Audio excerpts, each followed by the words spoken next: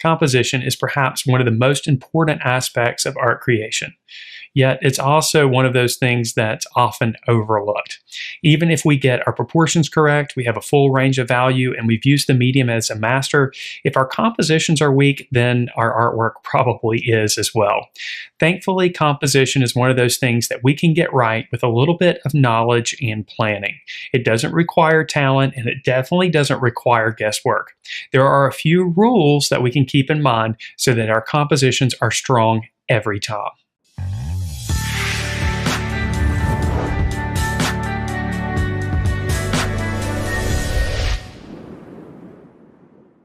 Hello everyone, Matt here with thevirtualinstructor.com, and in this lesson we're going to discuss composition.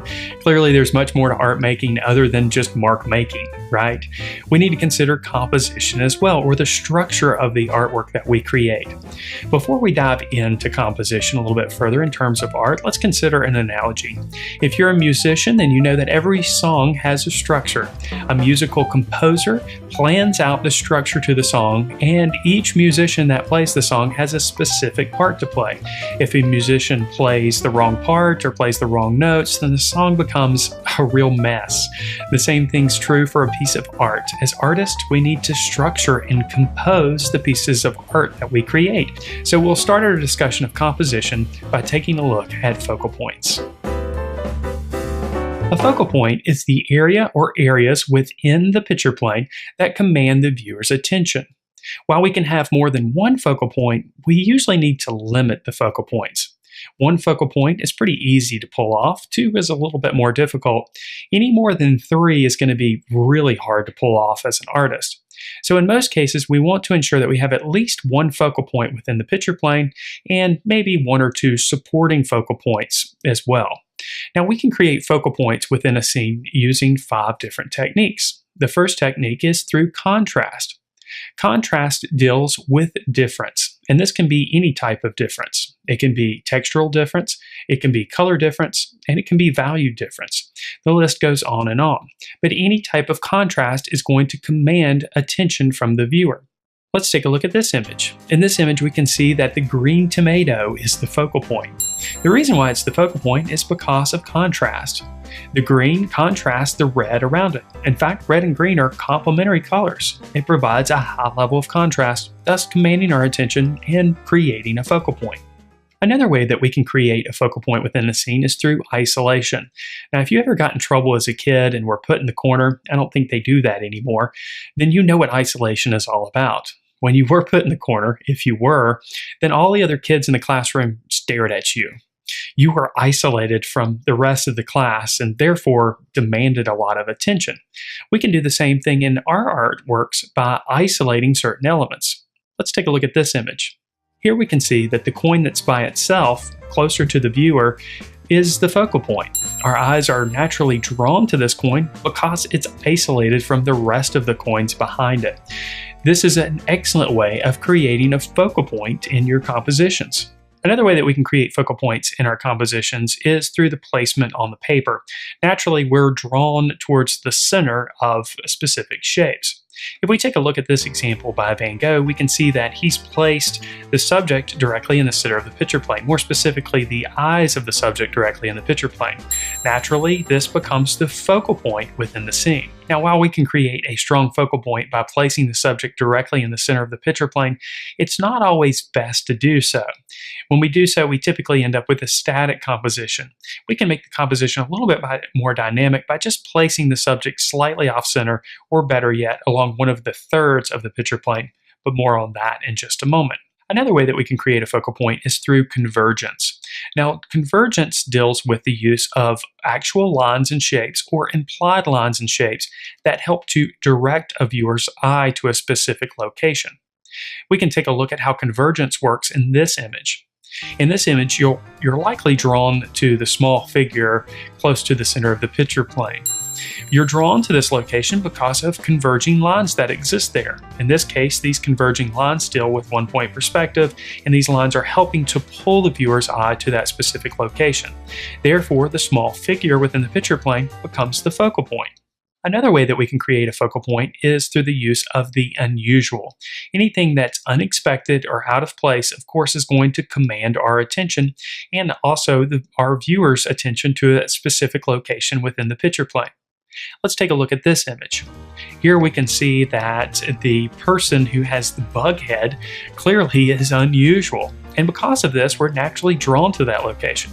Therefore, even though we have several different people standing in line, the person with the bug head is commanding the attention and thus becomes the focal point. Now, although creating a strong focal point is incredibly important in creating a strong composition, it's not the only factor we should consider. Next, let's take a look at the principles of design and see how they influence our compositions. The principles of design deal with how the elements of art are arranged in a work of art. The elements of art, of course, are the basic building blocks for art creation. Generally, there are 8 accepted principles of design. They are balance, proportion, movement, rhythm, harmony, unity, emphasis, and variety. Some art specialists also include contrast as one of the principles of art, but since contrast can create emphasis, most people decide to leave it off the list. Not all of the principles of art affect our compositions, but most of them do. Let's take a closer look at how the principles of design affect our compositions. We'll start with balance. In terms of art, balance refers to the overall distribution of visual weight within a composition. Each element or subject that we include in our compositions carries with it a visual weight. If we include one subject on one side of the picture plane, we'll likely need to counteract that visual weight with either negative space or another element that carries with it its own visual weight. Therefore, we can create visually balanced compositions. We can compare visual balance to a teeter-totter or a seesaw. Imagine we have one large object or a person on one side of the seesaw. The seesaw won't be balanced. But if we add a couple of medium-sized objects or people to the other side of the seesaw, we achieve an equilibrium. The seesaw is now balanced. If a work of art is not balanced visually, it may feel heavy. For example, if we include too many visual elements close to the bottom of the picture plane, it will pull a viewer's eye to that location, and the overall composition may feel unsettling. Take a look at this image. In this case, we have several visual subjects at the bottom of the picture plane. At this point, it feels very heavy. But if we counteract this visual weight with an element or two at the top of the composition, then it becomes more balanced. We should also be aware of how our images are cropped, as this can also create added visual weight. For example, if we place objects too close to the edge of the picture plane, it can pull a viewer's eye and create unwanted attention. If we take a look at this image, notice how the bird is positioned too close to the edge of the picture plane. The edge of the branch at the top is also too close to the left side of the picture plane. In this image now, there is enough space provided on both sides of the picture plane to provide a bit of balance, resulting in a more successful composition. The next principle to consider is movement. Now, in terms of art, movement can refer to actual physical movement, as in the case where we might have a person running in a scene, but it can also refer to the way a viewer's eye moves through the piece of art that we've created. In most cases, we are drawn into artworks and guided to the focal point or the area of most importance, and then supporting elements within the scene guide our eye throughout the piece of artwork. We want to engage our viewers, so we need to encourage them to move through the piece in a specific way, and a lot of times this is referred to as eye movement. Depending on the subject, the order in which someone may move through a piece of artwork may look like this. First, the viewer is drawn into the work. Then the viewer is guided to the focal point or focal points. Then the viewer is guided to supporting elements. Then the viewer is guided out of the work or back to the focal point. This visual movement within the composition is usually achieved using contrast, guiding lines, diagonals, or overlapping objects. Take a look at this painting by Willard Metcalf. Take note of how your eyes move through the work. Perhaps your eye followed a similar route as mine. I entered the work at the bottom of the valley near the stream. I was guided by the line of darker trees to the center of the pictorial space, and then back into the forest on the left. I then followed the line of trees across just in front of the distant mountains. From there, I was guided back to the center. The positioning of these elements allowed me to engage in the artwork. I was able to move through the piece and enjoy each one of the individual sections of the artwork without becoming overwhelmed with visual information. We can do the same thing in our artworks. When we plan our compositions, we can consider how a viewer's eye may move through the piece. Now, of course, we don't have complete control over how viewers will interact with our art, but we can have some influence. The next principle to consider is rhythm. We understand rhythm through repetition. Take, for example, the beat of a song. We hear the beat and we understand its rhythm because it repeats, usually in a predictable way. The same is true for a piece of art. We create visual rhythm in a piece of art through repetition. Repetition helps to unify a piece of artwork, and it creates that rhythm that can lead to a strong composition. Let's take a look at this famous painting by Van Gogh. Notice how it has a sense of rhythm. This rhythm is created through repetition. We can see here how the shapes created for the blades of the flowers are repeated throughout the composition. And also the shapes for the smaller flowers in the upper left-hand corner. And then the shapes created for the irises are no different. They also repeat. A repeating element or subject within a piece of artwork is often referred to as a motif. So if we include a motif in our artworks, it helps to create that visual rhythm. By including visual rhythm, we also create a bit of harmony and unity, which leads us to our next principles to consider: harmony and unity. Our compositions should clearly be harmonious and unified. Now, harmony and unity are very similar to each other, but they're slightly different. Unity deals with a feeling of oneness in a piece of artwork. If we want to create unity in our artwork, then we should use the medium in a consistent manner and bring it to a level of completeness so that the artwork feels complete. It's also important to consider artistic style. If we use a specific style in one location of the painting or drawing, we should continue this style throughout. This leads to a feeling of unity in a piece of artwork. Harmony more so deals with the individual parts of a piece of artwork and how they work together. We can consider harmony and unity in terms of a family. Let's consider a family in the traditional sense here for this analogy. A family is made up of different members. A family may have a father, a mother, a son, and a daughter. Each family member is different and is their own unique person, but the family is still a unit. Some families get along well with each other, while others don't. Let's take a look at a composition that is harmonious and unified. In this case, we'll take a look at an example by Robert Harris. This work is unified and harmonious for a number of reasons. The most obvious way is through its use of color. Harris has simplified the color scheme and used mostly the complementary colors of red and green. The green is very earthy, but it's still there. This is an example of creating harmony and unity through simplification. In fact, there are several ways that we can create harmony and unity in our compositions. We can create harmony and unity in our compositions by using the medium in a consistent manner throughout the artwork, simplifying shapes, subjects, or color schemes, using a consistent style throughout the artwork, making sure the work appears finished, ensuring that each individual part of the piece works and makes sense with the other parts. Now let's discuss our next principle of design, emphasis. We typically use emphasis to create focal points within the scene, and we've already discussed several methods for creating focal points. You'll notice that each one of these methods, or most of them, rely on some form of contrast to pull a viewer's eye to those locations. Let's take a look at this work by Degas. Most of us are drawn to the woman in the scene, more specifically to her face. Degas has pulled our attention to her using several different methods. For starters, she's centrally located within the picture plane. There's also strong value contrast around her. Notice how the man next to her is dressed in black while she wears white. There's even a dark shadow cast on the wall right next to her light face. Then there's the lines of convergence created by the tables and the back edge of the bench. You'll also notice that the face of the woman has more details compared to the other elements within the scene. This also helps to pull a viewer's eye to that location. The next principle to consider is variety. Like emphasis, variety deals with contrast or difference, and we should include some variety in our artworks. Take, for example, your favorite food. Now, imagine what life would be like if you had to eat your favorite food for every meal for the rest of your life. breakfast, lunch, and dinner, and nothing else, you're having your favorite food. The first day it may be great, but on the second day you might start to grow tired of your favorite food, and over time you probably start to hate it.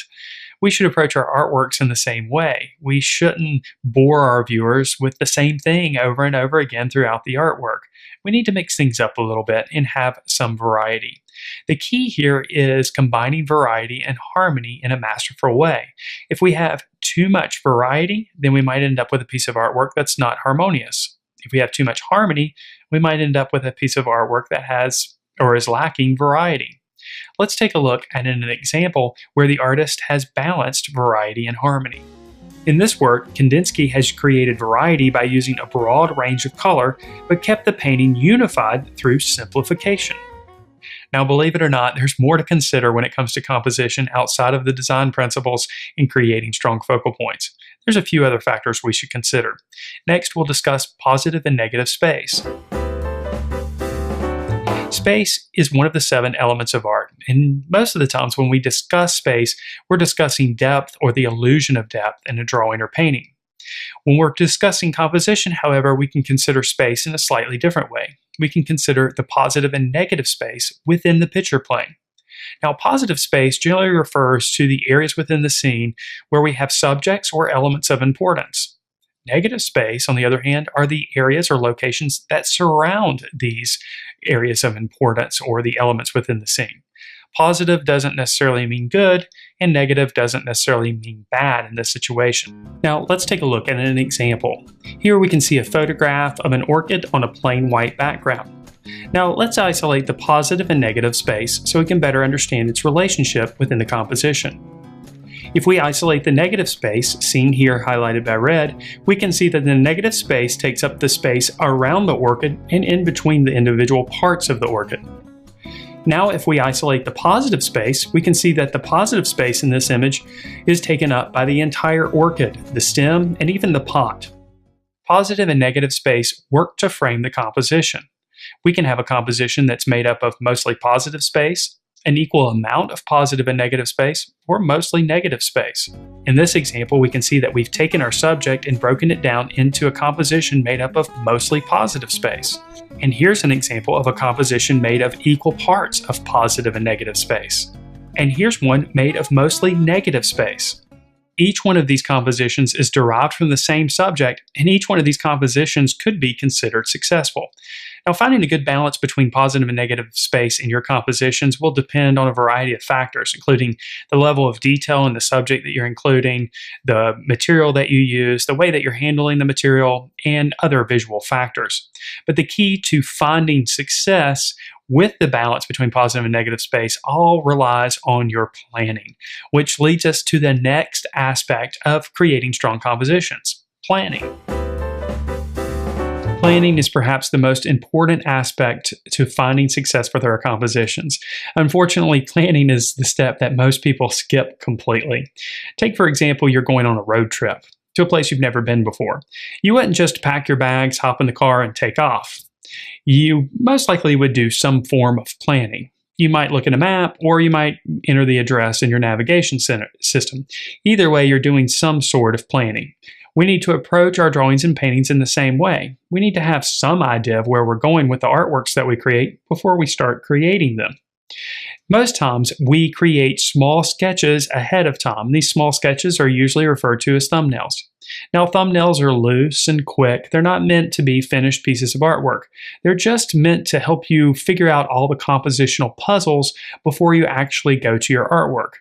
That way, when you're in your artwork and you're creating your drawing or painting, you've already decided on all of the design elements. Of course, you can change your mind along the way, but at least you have a really good idea of what you're trying to accomplish with the artwork that you create. And when we approach thumbnail sketching, we should do so with an attitude of experimentation. We should be open to any ideas that might enter our brains and quickly sketch them down. A lot of times we often think that our first idea is the best, but oftentimes if we allow our mind to think creatively and we're open to experimentation and different possibilities, we may find that best idea on our 5th or 6th or even 10th attempt at creating a thumbnail sketch. So the next time you create a piece of artwork, make sure you do some planning. sketch out your composition before you start into it, and more than likely, you'll create a stronger composition than you would have without any planning at all. The rule of thirds is another compositional strategy that we can take with our artworks. Now, the rule of thirds is based on a mathematical theory called the golden mean or the golden principle. The golden mean and golden principle is rather complex, so most artists and photographers simply refer to the rule of thirds when they're laying out specific subjects within a scene. The way the rule of thirds works is basically we take our picture plane and divide it into thirds, both horizontally and vertically. We have intersection points that happen along these thirds. These intersecting points are great places to put focal points. They often lead to a more aesthetically successful composition. We can also even place subjects directly on these lines of thirds. You'll see this used lots of times in different movies and films and even photographs. In fact, if you take a look at the video you're watching right now, you'll notice that I'm laid out in one of the thirds within the picture plane. Let's take a look at this work. Notice how the artist has positioned the figure, which is the focal point, almost directly on one of these points. Now, the compositions we create can be either static or dynamic. Static compositions are fairly straightforward and direct. Static compositions make sense for images like illustrations. For example, a scientific illustration where the intent is to basically show the viewer some information. In most cases, however, we want to create more dynamic compositions since those tend to be more interesting. There are several ways that we can create more dynamic compositions, but one way that's used by artists over and over again is by including diagonals in the artwork. In this work by Frederick Remington, we can see the repeating diagonals throughout the artwork. Notice how it makes the artwork more engaging and more interesting, and more importantly, more dynamic. So look for interesting ways to incorporate diagonals in your composition. For example, instead of showing a subject from a straight-on view, maybe you consider showing that same subject from a bird's eye view or perhaps a worm's eye view. This will create more interesting angles and give you the opportunity to include more diagonals in your compositions.